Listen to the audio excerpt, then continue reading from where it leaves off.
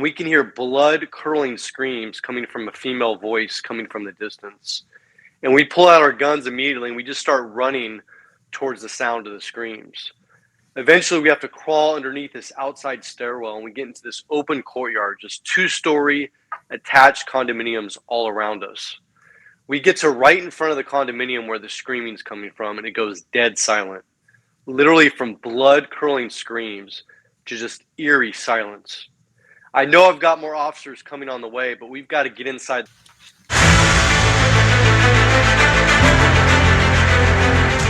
Impact of trauma lives of police officers, their families, and the courage it takes to overcome. On episode 20 of The Silent Struggle, we focus our discussion on the story of a police sergeant and his journey to fight for survival following the on-duty shooting death of an armed subject. I am Robert Asencio.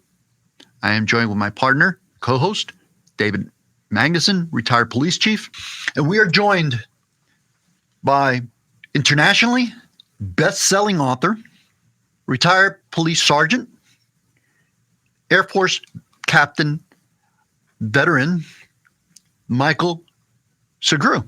How are you, Micheal? Doing great. How about you guys? Good, thank you. Thank you for joining us. Oh, it's my pleasure. So, Micheal, let's get right into it.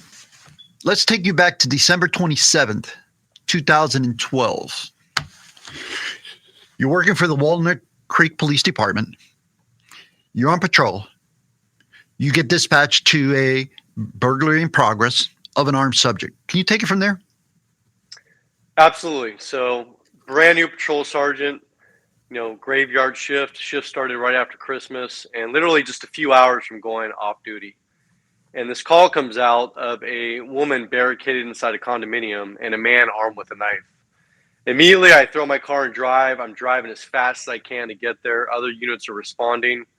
It's in a high residential area, apartments, condos. I know the area, but I don't know this exact unit. About halfway there, the dispatcher gets on the radio very frantic, and she says now the boyfriend and girlfriend are barricaded inside their bedroom. And so I was a bit confused, and I actually asked for clarification on the radio and asked if the boyfriend was the one with the knife or was there a third subject inside the condo armed with a knife. And she quickly clarified, no, there's a third subject armed with a knife.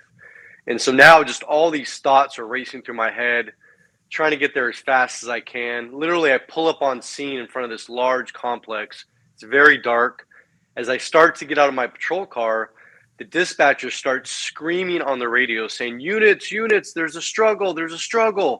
And then suddenly she says the phone line goes dead and she loses all contact inside that condominium. At that same moment, thank goodness, one of my officers pulls up right behind me and we can hear blood-curdling screams coming from a female voice coming from the distance. And we pull out our guns immediately and we just start running towards the sound of the screams. Eventually, we have to crawl underneath this outside stairwell and we get into this open courtyard, just two-story attached condominiums all around us. We get to right in front of the condominium where the screaming's coming from and it goes dead silent.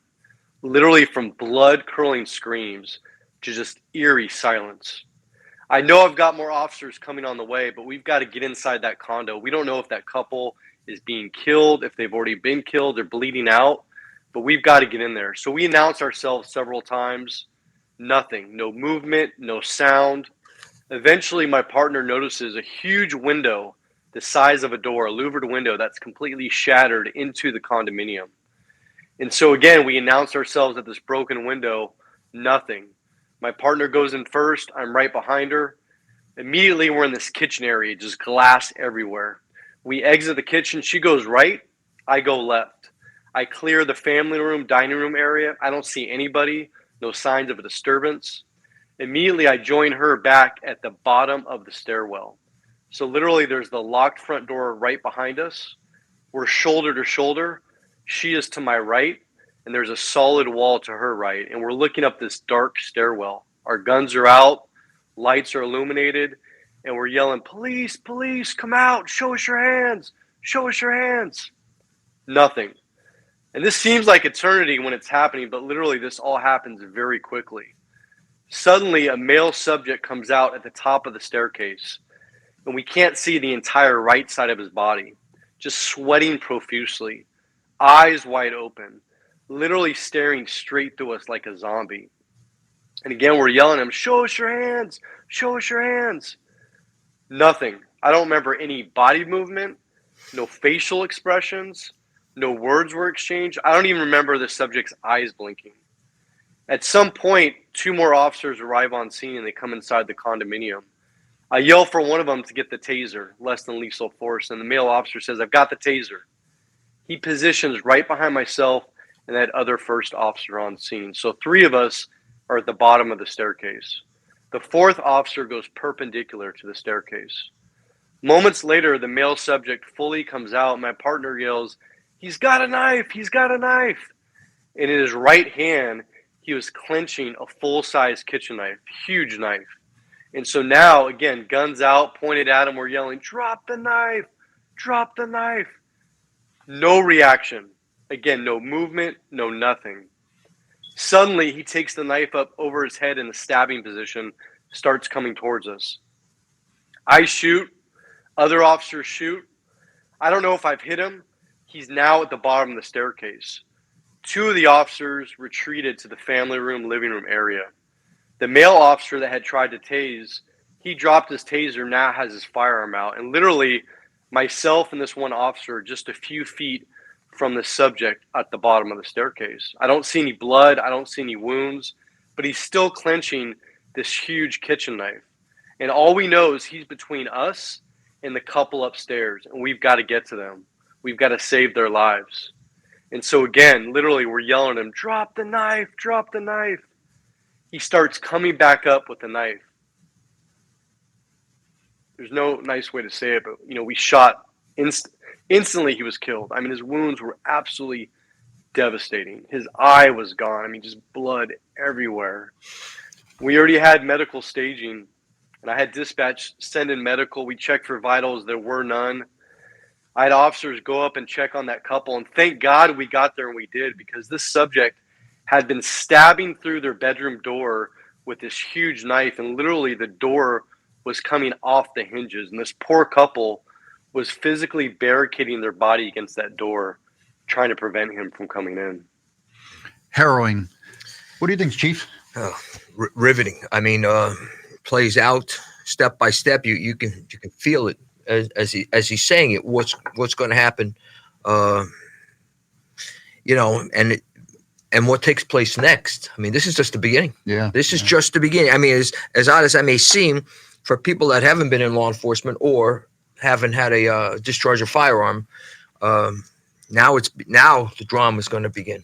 Which, before we go into the next part of the story, for the like David said, for the person who's never been involved in a shooting, you're walking us through some detailed information. And I thank you for being so courageous and sharing the story in the detail that you did, because there were some things that you just mentioned that really popped at me. The amount of detail that you focused in on, no blinking, wide eyes, you see the side of his, part of his side is turned to you, raising the arm, lunging at you guys, the knife. Also the color of the knife, if I recall correctly, wasn't it like a bluish tint to the knife or something to that effect? It was a large blue ceramic kitchen knife. Mm-hmm. Mm-hmm. So you're going through an unnatural act at the moment. You're hyper focused. All your training comes in, and I would suspect that some of your military background comes in. But we'll talk about that in a minute. Yeah.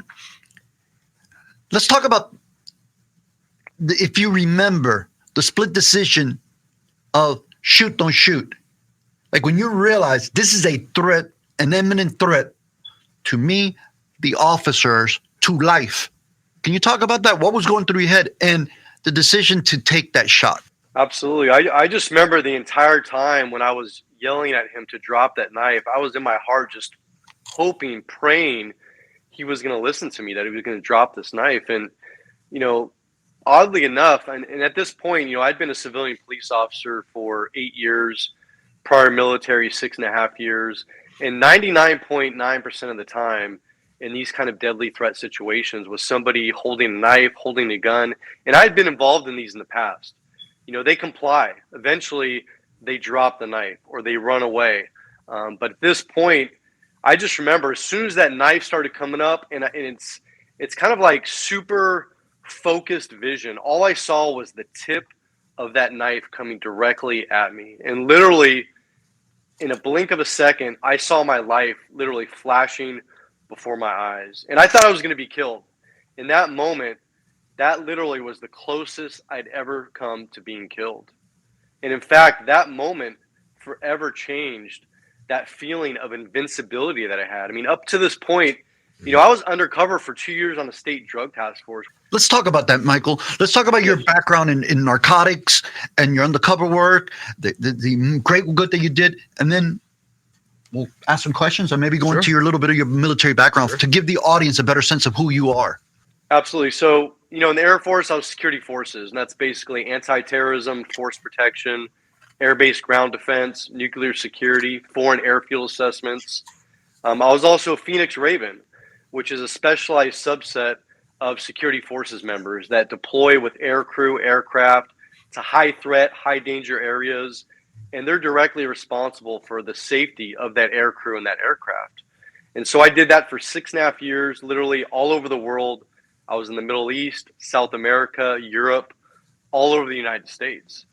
So I go into civilian law enforcement, patrol officer, eventually field training officer, detective, and then I was undercover on a California state drug task force. So basically like the California version of the DEA. And we were tasked with targeting mid to high level drug dealers and drug traffickers. And literally, that assignment was a dream come true, but in reality, it was probably the most dangerous thing I'd ever done. Literally, we were doing high risk entries like a SWAT team would, but we were doing it as our own team. Mm-hmm. And we were doing it sometimes, multiple times a day, and definitely, 4 to 5 times a week.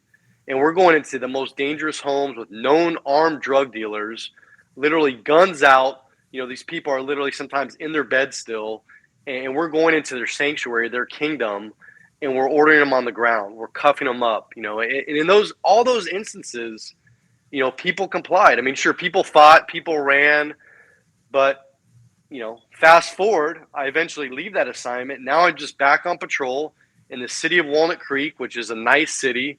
It's a destination area for shopping, for dining, low crime. And I've been in the worst areas of Northern California, undercover. Now here I am back in one of the safest cities, right? And here comes this call out of nowhere, because this stuff can happen anytime, at any point. Doesn't matter where you work, who you are. And I'm now faced with the most dangerous situation I'd ever been involved in both the military and in civilian law enforcement. David, that's something that you can relate a lot to. Yeah, I worked the undercover units, city of Miami, primarily drugs, but we also sat up on robbery, which ended up being my favorite part of law enforcement.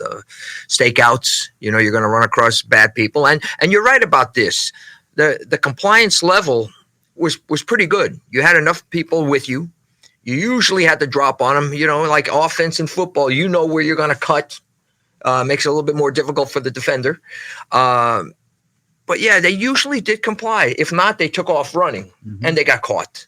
But yeah, you make a very interesting point. It seems to me, the less quote unquote dangerous areas and stuff is where things go off the deep end quickly. And maybe domestic related, or have somebody where somebody knows the potential victim, or they know the suspect, or things along those lines. Even the ambushes that could go on a seemingly innocuous call. But yeah, I could certainly relate to what you were talking about. You do make a very sound point with that. Yeah. So. Well, let me ask you both of you guys a question.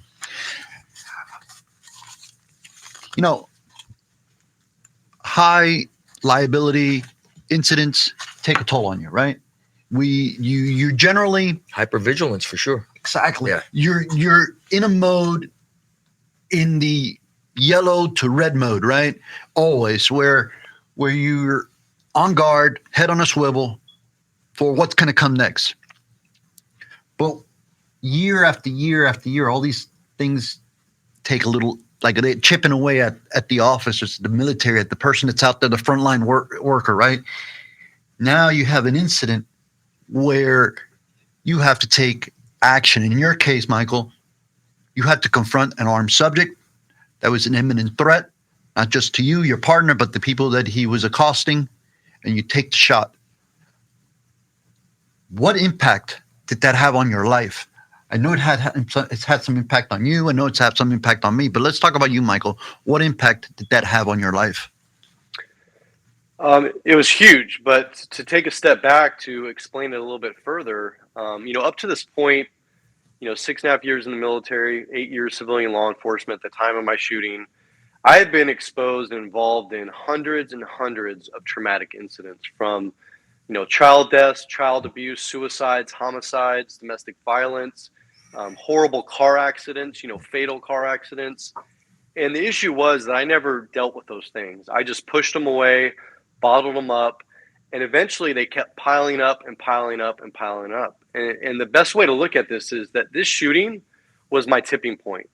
This is where my jar, it overflowed. It got too much. And for me, this was my breaking point. And so it wasn't just the shooting, but it was the hundreds and hundreds of incidents and the almost shootings that I was involved in up to this point. And so, the shooting happens, and immediately a whole series of administrative things happen, dual investigations. I'm being interrogated by the district attorney's office, by our own internal affairs investigators. And literally, I'm a suspect in a homicide at this point. And so I'm being investigated. My rights are being read to me. My fingerprints are being taken, checked for gun residue. My duty belt and equipment's being taken. I'm put off work. I'm ordered not to talk about this with anybody. And in this point, which we haven't brought up yet, there was a lawsuit filed almost immediately from the family members of the person that tried to kill us. So even though this was a fully justified shooting, even though we saved not only the two people's lives upstairs, but fellow officers, we were sued. And eventually that lawsuit drug on for almost 4 years. Eventually, I ended up a defendant in federal court in San Francisco. So this event that I so wanted to forget, these nightmares that I was having, I couldn't get this face, this image of this man that tried to kill me out of my dreams. Literally, my life just started spiraling downward. And I had to remember every finite detail of this because we were being sued. And again, we were ordered not to talk about this. And then we were facing deposition after deposition, court hearings, just all these things. And it got to the point where literally I didn't want to be here anymore. It was so bad that I literally wanted to die in the line of duty. I started purposely putting myself in dangerous situations, hoping a bad guy killed me at work. That has to take its toll. It's constant. It's over and over again. Then it went to civil.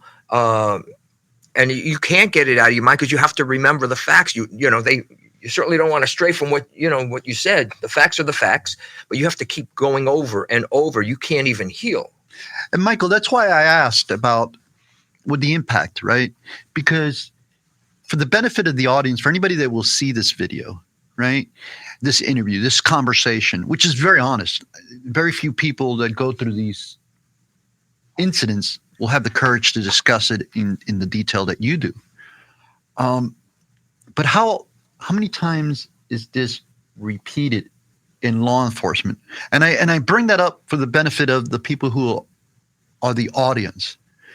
If you really truly support law enforcement and the people that are out there protecting you, please consider what they go through and the price they pay for serving and protecting. Now let's go back to the story here, Micheal, because your story doesn't end there, right? I believe you prevail, or you do prevail in court, but it's not just about prevailing in court. It's prevailing in life. I mean, you're struggling to survive. So you mentioned about your question as to whether to live or not, right? You're placing yourself in high liability situations. What's your turning point? When do you realize, and why do you realize that you need to address this demon that's before you? So our trial finally ended. So the shooting was December 27, 2012. The trial took place in September 2016. And we prevailed, like you said. Judge Breyer, the brother of Supreme Court Justice Breyer that just retired, he even said on the record, had it not been for our actions, more lives would have been lost that night. But here's the thing, when I was sitting there in court for 2 full weeks, literally having a jury stare at me every single day, and having the plaintiffs who brought in these crazy expert witnesses who were saying that we planted evidence, that this guy was never armed, that we were cold-blooded murderers. I mean, literally, and what I didn't tell you yet is that this guy, the guy that tried to kill me, he had an identical twin brother, and he was in the courtroom. And so this face that I couldn't get out of my nightmares for 4 years was literally there every single day in the courtroom, just a few feet behind me. And we would break for 10 minutes to go use the restroom. The family members of the man that tried to kill me were lined in the hallway, and I had to worry about when I took a bathroom break, were one of these people going to come in there and try to attack me or try to take me out. And so this whole process of waiting for this lawsuit, that 4 years, I had told myself, I kind of said, you know what, this is the problem. This lawsuit is hanging over me. I blamed everything on that, and I told myself, hey, as long as we prevail, all my problems are going to go away. My life's going to magically get better. But that morning I woke up after the trial ended, it got much, much worse because my nightmares increased. I started to doubt myself, even though I know I saved lives, even though I know I had no choice. I started thinking, what if I would have paused here? What if I would have waited there? What, magical thinking that wasn't realistic. But that's where I got to the point where really I wanted to die in the line of duty. And so, again, September 2016, now go a couple weeks after Thanksgiving, or a week after Thanksgiving 2016. So a few months later, I'm on duty. I'm the day shift patrol sergeant, getting ready to go home, and a suicide in progress comes out. It turns out it's my best friend's house. This man, John, was a Vietnam veteran, but he was also a 35-year reserve officer with my department, and we rode together all the time. Well, he literally tried to kill himself at home. And I got to the trauma center just as the ambulance brought him in. He was covered in blood. He had stabbed himself in the torso, slit both wrists, OD'd on multiple prescription medications. And I literally had 30 seconds before they rushed him off to surgery. And I looked him in the eyes and I said, John, you're going to make it. You're going to pull through this. But my heart, I didn't think he had a chance. I was like, there's no way he's going to survive this. And I remember sitting in the hospital. And this is what happened. I was sitting in the hospital for hours with my administrators, with my friend John's sister who had driven up, and I just felt this overwhelming sense of guilt as to why I didn't see the signs that my own best friend was suffering. I had no idea that he would have ever done something like this. He never talked about the Vietnam War. He never talked about his post-traumatic stress injury. And while sitting there, all I could think about was my 6-year-old daughter at the time. And what was going to be the effect on her if she found out that I killed myself, or if I died in the line of duty? What's going to be the domino effect on her? And so a month after that, and thank God he survived, because John saved my life by trying to take his own life. And a month after that, on the anniversary of my shooting, 2016, December 27, 2016, I finally got the strength and courage to ask for help. And that is where everything changed for me. And and during this time too, I understand you were doing with loved ones that were ill, and I think offline we had that discussion on the closeness of with your father.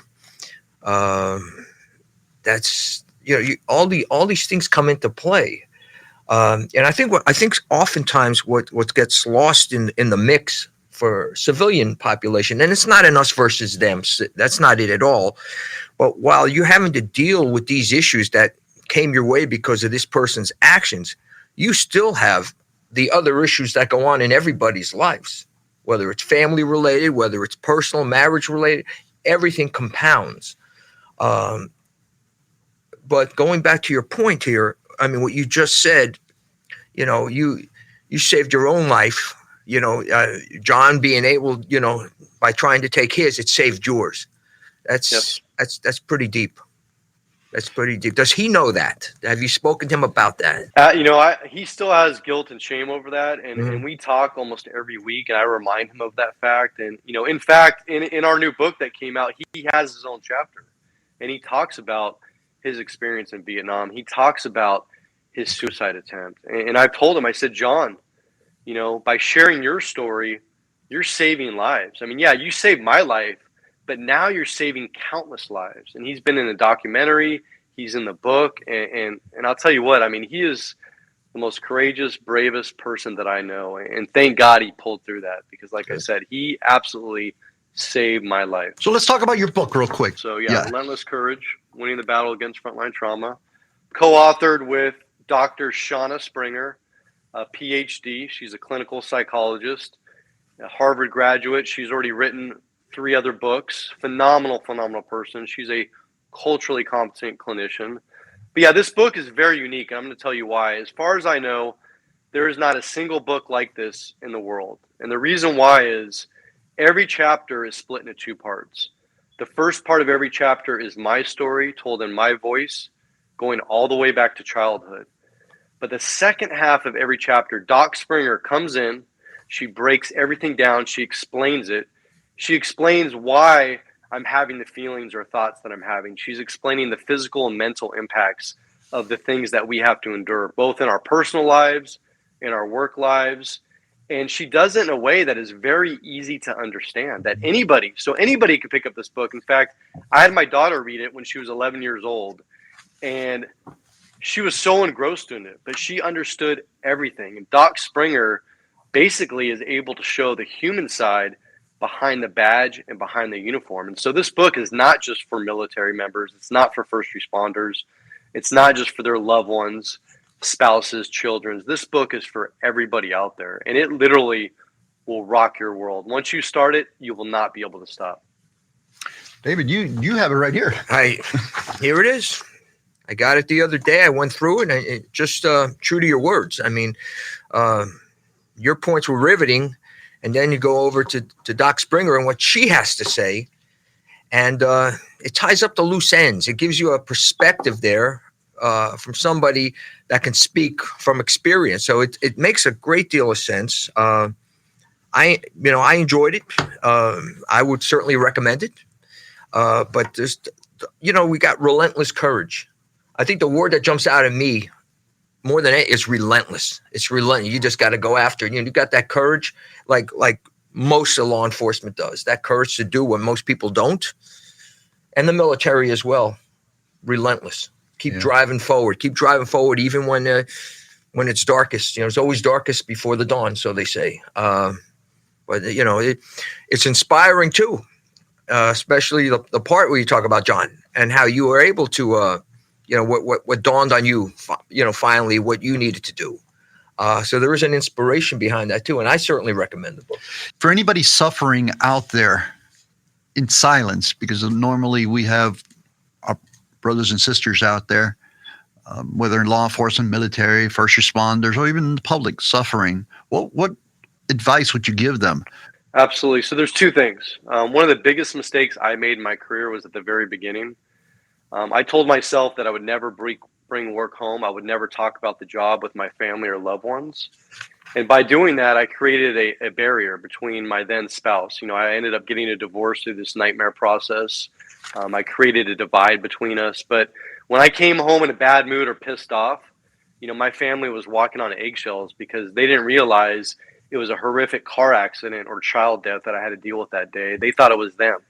They thought I was just pissed off or in a bad mood. And so I didn't do the job of communicating, hey, here's what happened today. Not in graphic detail, but enough to let them know that, hey, I've been affected. I just need a little time to decompress, a little space, and then we can re-engage and we can talk about it. So that was the biggest mistake. But, while I was suffering for that 4 years, literally 4 years in darkness, where literally I was losing everything. My health was failing. I lost my father, my hero. My marriage was over. I mean, you name it, it was going, right? And so during that time, I thought I was the only one. I thought there was nobody out there that would understand what I was going through. I thought people would judge me. I thought something was wrong with me.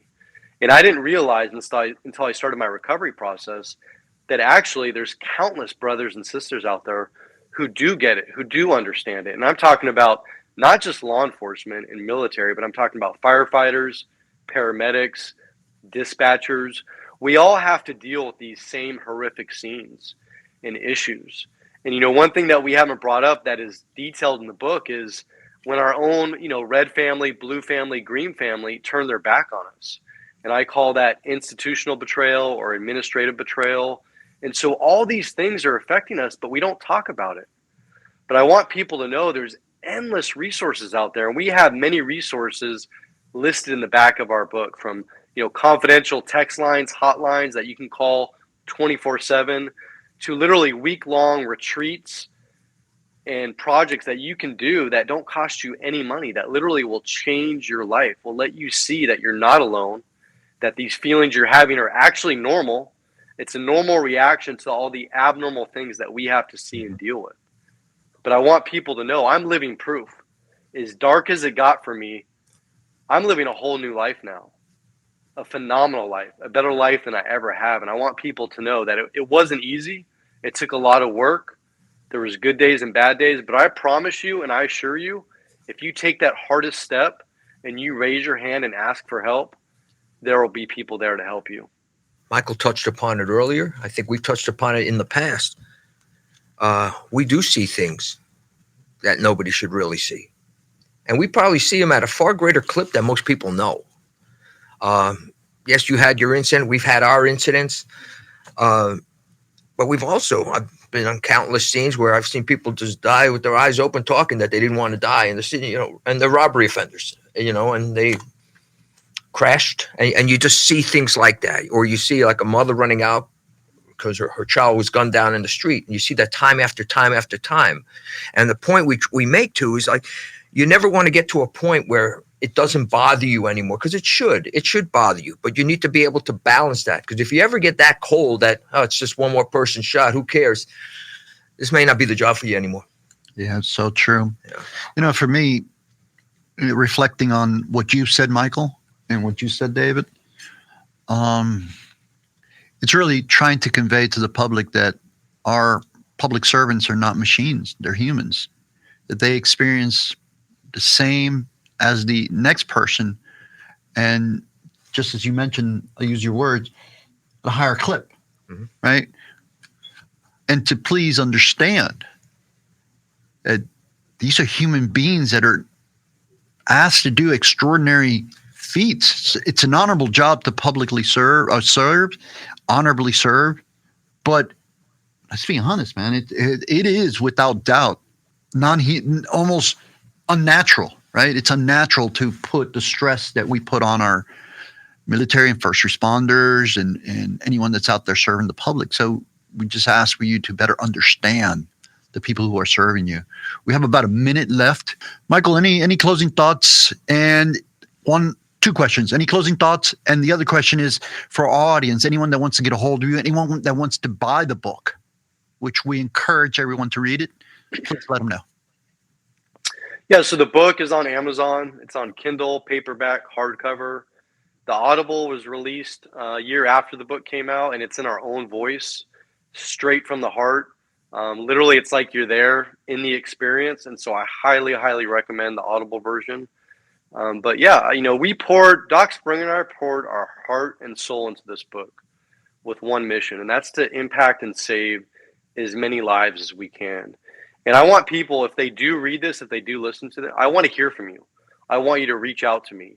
I'm on pretty much every social media platform out there, from LinkedIn, Facebook, Instagram, Threads, TikTok, Parler, Truth, you name it. I want to hear from you. So if you do read it, if you do listen to it, please send me a message, and I promise to you, I will reply to you. From one brother, two brothers, from an opposite sides of the nation, opposite coasts, we thank you. To the Millers, Michael, Grant, Miller, Miami's Community News, to our audience, we thank you. Michael, thank you for coming on. David, always pleasure to work with you, brother. Thank you.